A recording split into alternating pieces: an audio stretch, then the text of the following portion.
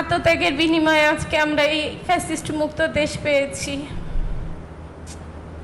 আমারও আমার পরিবারের মাননীয় প্রধানমন্ত্রীর কাছে বিনীত অনুরোধ যে আমরা যেন এই গণহত্যার ন্যায় বিচারটা পাই, আমাদের এই ভিকটিম পরিবারগুলোর জন্য যেন ন্যায় বিচার নিশ্চিত করা হয়, জুলাই যোদ্ধাদের যেন যথাযথ রক্তের মূল্যায়ন করা হয়।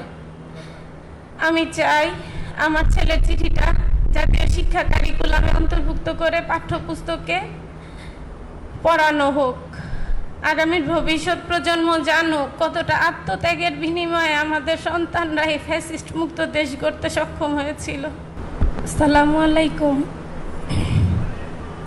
আজকের এই জুলাই গণ অভ্যুত্থান জাদুঘরের উদ্বোধনী অনুষ্ঠানে প্রধান অতিথি হিসেবে উপস্থিত আছেন গণপ্রজাতন্ত্রী বাংলাদেশ সরকারের মাননীয় প্রধানমন্ত্রী জনাব তারেক রহমান। অনুষ্ঠানে উপস্থিত মাননীয় মন্ত্রী, প্রতিমন্ত্রী ও উপস্থিত সম্মানিত অতিথিবৃন্দ, সবাইকে আমার শ্রদ্ধা। আমি সানজিদা খান দীপ্তি, শহীদ শাহরিয়ার খান আনাসের মা। আমার ছেলে শাহরিয়ার খান আনাস আদর্শ একাডেমি গ্যান্ডারিয়া স্কুলের বিজ্ঞান বিভাগের 10ম শ্রেণীর একজন ছাত্র ছিলেন। মৃত্যুকালে তার বয়স ছিল 16 বছর 9 মাস। সে ভবিষ্যতে ইঞ্জিনিয়ার হতে চেয়েছিল। 2024 সালের 5 August long march to Dhaka কর্মসূচিতে যোগ দিতে সেদিন সকালে কাউকে কিছু না বলে গ্যান্ডারিয়ার বাসা থেকে বের হয়েছিল আনাস। বের হওয়ার আগে সে একটি চিঠি লিখে গিয়েছিল। আনাস তার চিঠিতে লিখেছিল, মা, আমি মিছিলে যাচ্ছি। আমি নিজেকে আর আটকে রাখতে পারলাম না। সরি আব্বুজান, তোমার কথা অমান্য করে বের হলাম। স্বার্থপরের মতো ঘরে বসে থাকতে পারলাম না। আমাদের ভাইরা আমাদের ভবিষ্যৎ প্রজন্মের জন্য কাফনের কাপড় মাথায় বেঁধে রাজপথে নেমে সংগ্রাম করে যাচ্ছে, অকাতরে নিজেদের জীবন বিসর্জন দিচ্ছে। একটি প্রতিবন্ধী কিশোর, 7 বছরের বাচ্চা, ল্যাংড়া মানুষ যদি সংগ্রামে নামতে পারে, তাহলে আমি কেন বসে থাকবো ঘরে? একদিন তো মরতে হবেই। তাই মৃত্যুর ভয় করে স্বার্থপরের মতো ঘরে বসে না থেকে সংগ্রামে নেমে গুলি খেয়ে বীরের মতো মৃত্যু অধিক শ্রেষ্ঠ।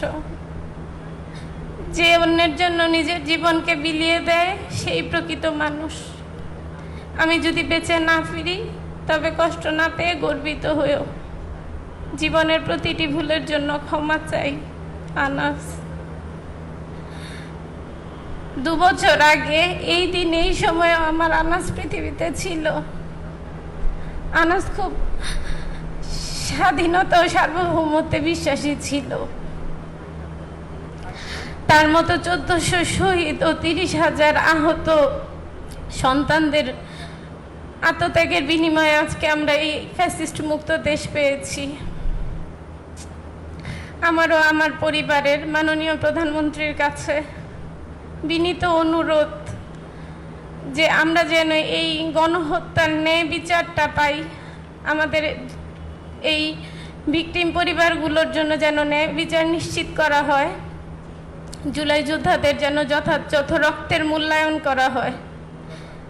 আমি চাই আমার ছেলের চিঠিটা জাতীয় শিক্ষা কারিকুলামে অন্তর্ভুক্ত করে পাঠ্যপুস্তকে পড়ানো হোক। আগামীর ভবিষ্যৎ প্রজন্ম জানুক কতটা আত্মত্যাগের বিনিময়ে আমাদের সন্তানরা এই ফ্যাসিস্ট মুক্ত দেশ গড়তে সক্ষম হয়েছিল।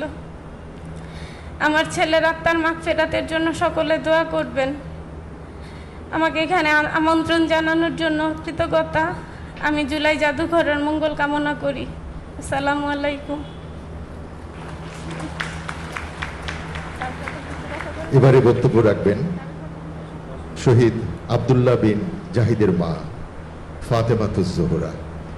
I respectfully invite a member of the family of the July martyr Fatima Zuhra, mother of July martyr Abdullah bin Jahid, to address the gathering.